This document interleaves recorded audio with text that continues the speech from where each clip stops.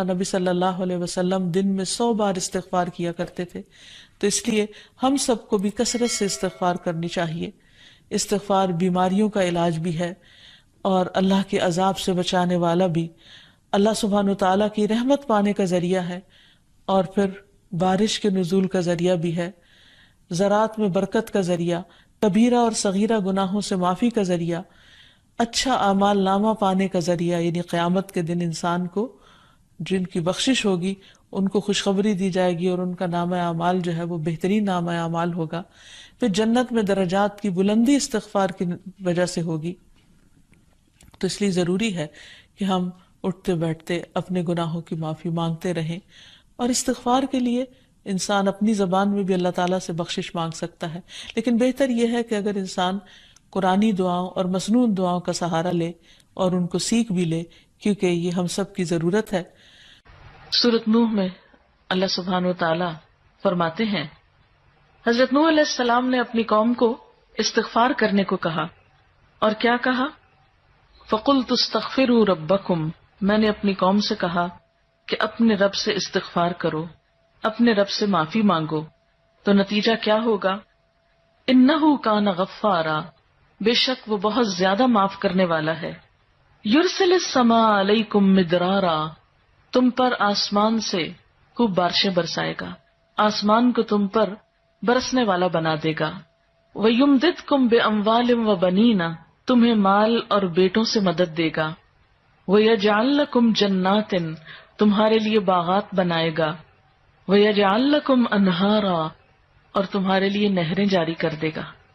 آپ دیکھیں کہ ایک انسان کی خواہش کیا ہوتی ہے کہ اس کو کیا کچھ ملے، یعنی رہنے کا مقام اور حالات جو ہیں وہ پرسکون ہو، پھر اس کے بعد یہ کہ مال ہوں، بیٹے ہوں، باغ ہوں، اور زندگی کی اور آرائشیں اور نعمتیں ہوں۔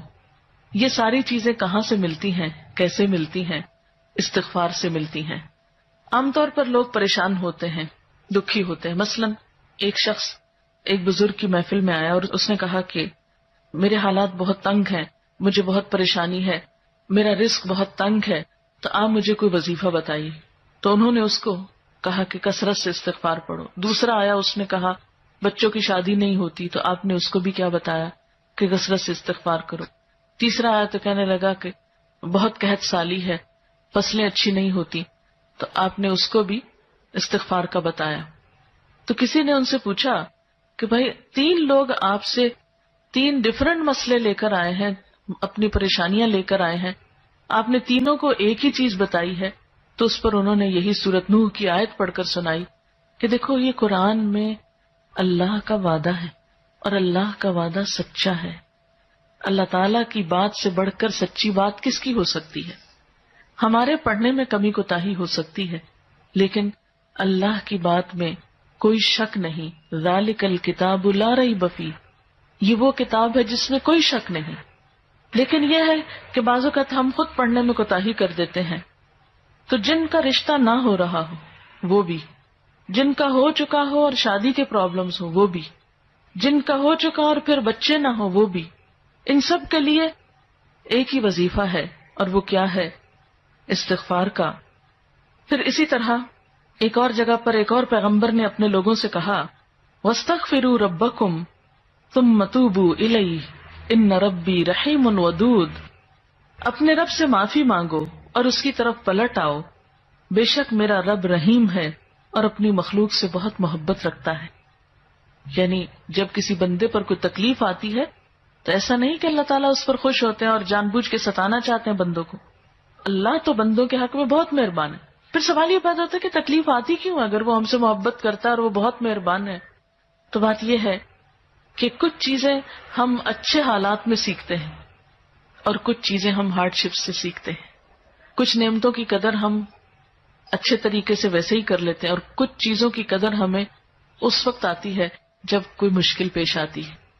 آپ دیکھیے کہ اس کی مثال یوں ہی ہے کہ جیسے کچھ کھانے آپ کچے ہی کھا لیتے ہیں، جیسے فروٹس وغیرہ ہیں، آپ کو پکانے کی ضرورت نہیں ہوتی، لیکن کچھ کھانے آپ کو پکا کر کھانے ہوتے ہیں۔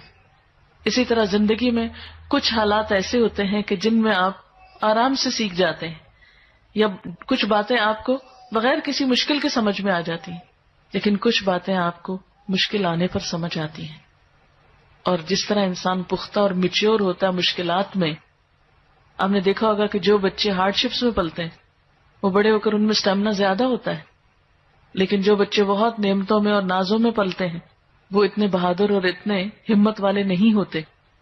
اس لیے دھوپ اور چھاؤں، غم اور خوشی، دونوں اس کائنات کا حسن ہے.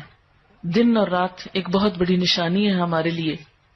تو اس لیے جب تکلیف آتی ہے تو اس موقع پر انسان اللہ کی طرف زیادہ رجوع کرتا ہے، اللہ کو زیادہ یاد کرتا ہے، زیادہ ذکر کرتا ہے، اور اس طرح انسان کے گناہ دنیا میں ہی معاف ہونے لگتے ہیں.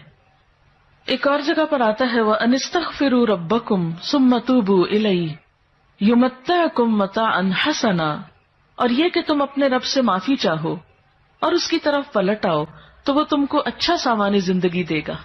یعنی دنیا کی اچھی نعمتیں کس سے ملیں گی؟